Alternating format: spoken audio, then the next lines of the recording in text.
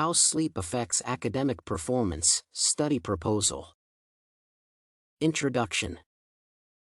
Sleep and leisure in general have a great influence on the performance and achievement of students, both in class and in their future careers.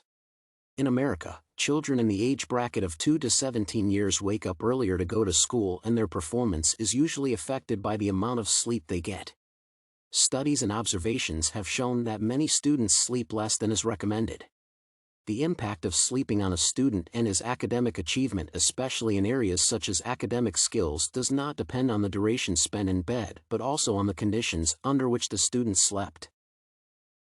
There, however, exists differing opinions on this issue. Some scholars have argued that on some occasions, children who have had good sleep are found to perform better than their counterparts with poor sleeping patterns in which sleep plays an important role. To put this in a clearer perspective, according to many researchers, children who sleep fewer hours underperform at the school level compared to those who have had good sleep. This is due to the recognizable advantages of sleeping, as has been affirmed by many researchers. Research has shown that increased academic performance of students can be easily achieved if the student has had good sleep.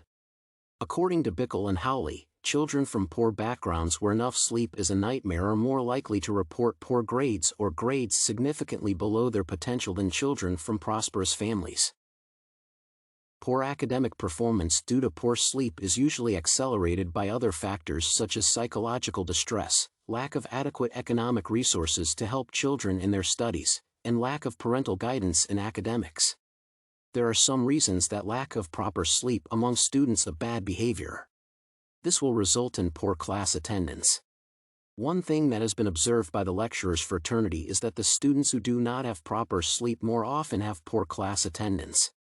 This is because they are fatigued and attending class becomes the last thing to do. When this habit continues over and over during the semester, the student's performance drops and eventually the student is forced to either drop out or repeat the academic year. Another consequence could be a student's reputation gets tarnished if they sleep during class, especially among the lecturers, and if the student is on a scholarship, they can lose it.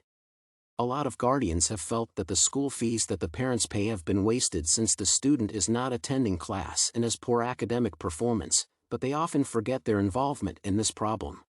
Some of the students have been forced to drop out because of poor grades or just losing track of why they are in college in the first place.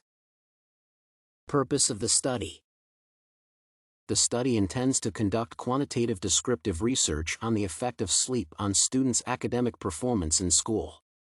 I intend to compare the findings of previous literature on the topic. Goals of the study. This study aims to assess the impact of sleep on academic performance. The study will enhance knowledge and understanding about the impact of sleep on academic performance. Identify and discuss factors that lead to poor academic performance apart from sleep. Increase an understanding of the influences that sleep can have on the education system and economic growth of a country. Improve public awareness about the importance of sleep among students.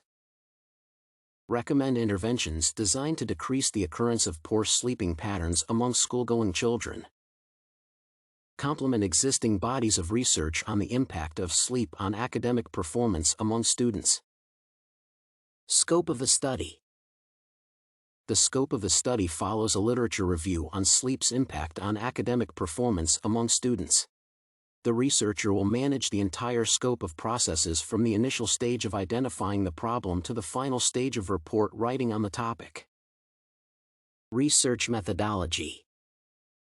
The purpose of the research is to ascertain the impact of sleep on academic performance among students. The methods of research used in conducting the research of this paper are mostly through the Internet. Online libraries, online books, and articles were consulted for gathering the required and essential information. These days, everything is done via the Internet, from the transactions of businesses to the imparting of education.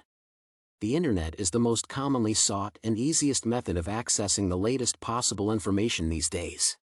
Gone are the days when people went around looking for good libraries in city centers and searching for the books of their interest for carrying out research.